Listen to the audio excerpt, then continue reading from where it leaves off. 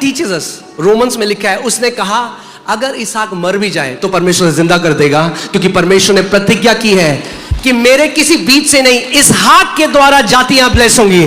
और वो समझ गया था परमेश्वर झूठ बोलने वाला नहीं है, अगर उसने प्रतिज्ञा करी है पकड़ लो उसको।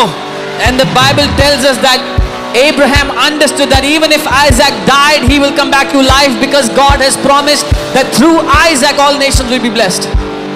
हालेलुया। हम दोनों जा रहे हैं, We both are going, and we are going to come back. और हम दोनों वापस आएंगे। Amen.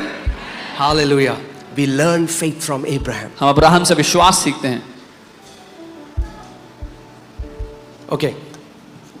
आगे चलते हैं। So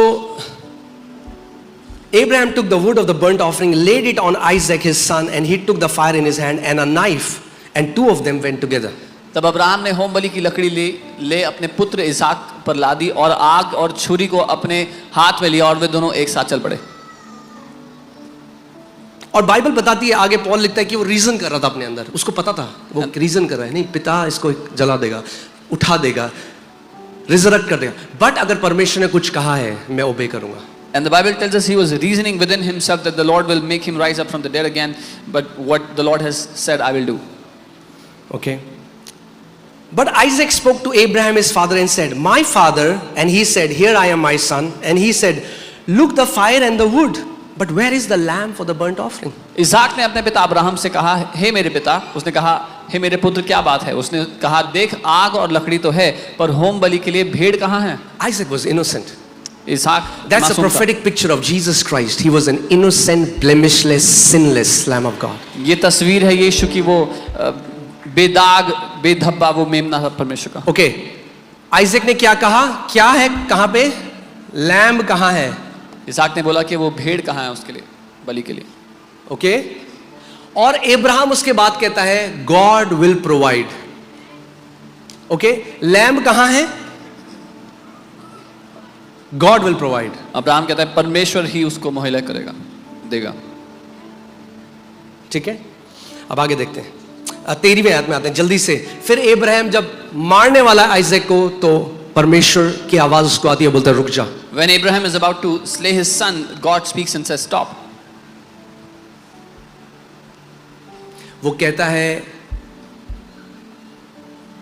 आप जानते हैं जब आप परमेश्वर का हृदय समझेंगे, You know, when you will understand the heart of God. बार बार वो पुराने नियम में भी कहता है, बलियों से मुझे कुछ, I don't take pleasure in sacrifice. He says again and again, I don't take pleasure in sacrifice.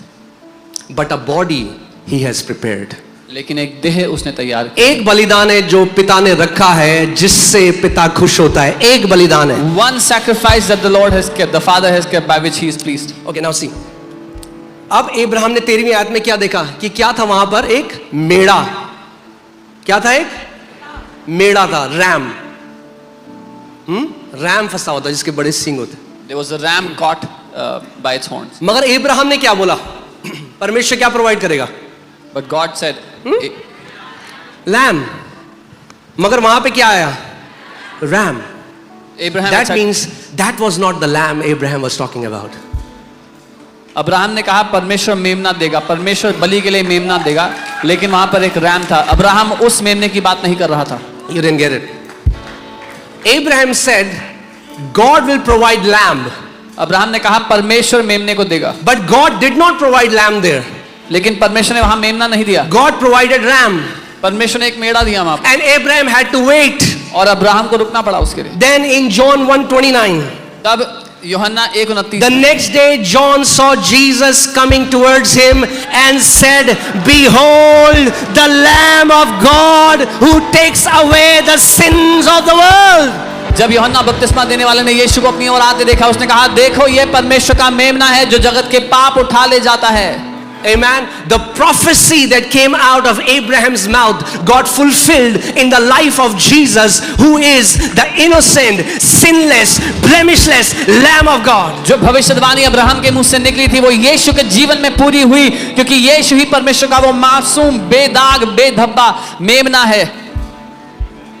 Amen. You can be seated. क्या हम सीख रहे हैं कुछ?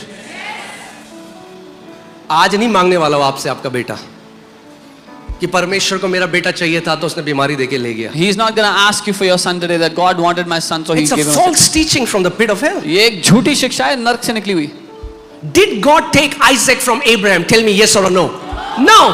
क्या परमेश्वर ने अब्राहम से इसहाक को लिया? नहीं. He wants to teach him something. वो उसको कुछ सिखा रहा था. But the only way Abraham could learn it is through going through a test. लेकिन एक ही तरीका था उसको सीखने का अब्राहम के लिए, उस परीक्षा में से गुजर गए. Today you don't learn through test. आज आप परीक्षाओं से नहीं सीखते. याकूब की पुस्तक में लिखा है, ना तो परमेश्वर किसी की परीक्षा लेता है, ना आप उसकी परीक्षा हो सकती है. In the book of James it says, neither does God test anyone, nor can he himself be tested. Okay? So stop seeing sicknesses as a test and बीमारियों- see them as a fight. बीमारियों को test की तरह देखना बंद करो, लड़ाई की तरह देखना शुरू करो. परीक्षा नहीं है भैया, लड़ाई है. It's not a test, it's आपको a fight. मारने के लिए भेजी गई है वो बीमारी. It is sent to kill you. That sickness is sent to kill you. The only thing it will if you are sick and you don't do anything about it, the only thing you are going to learn is how expensive are hospital bills.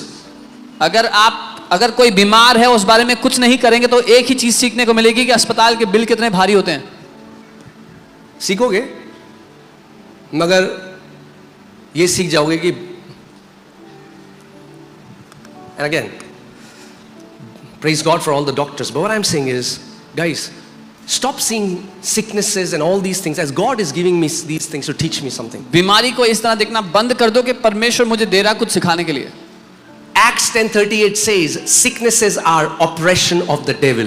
प्रेरितों के काम 10:38 बताता है कि बीमारियां शैतान का सताव है.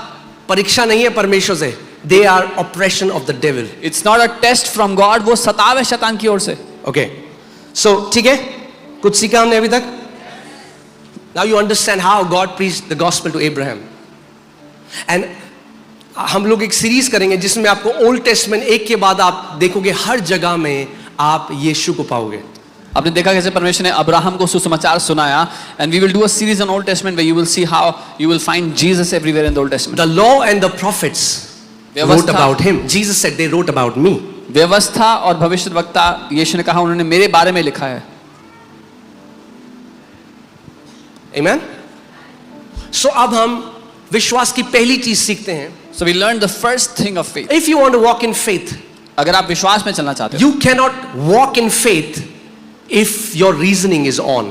आप विश्वास में नहीं चल सकते अगर आपका तर्क वितर्क चालू है काम करना.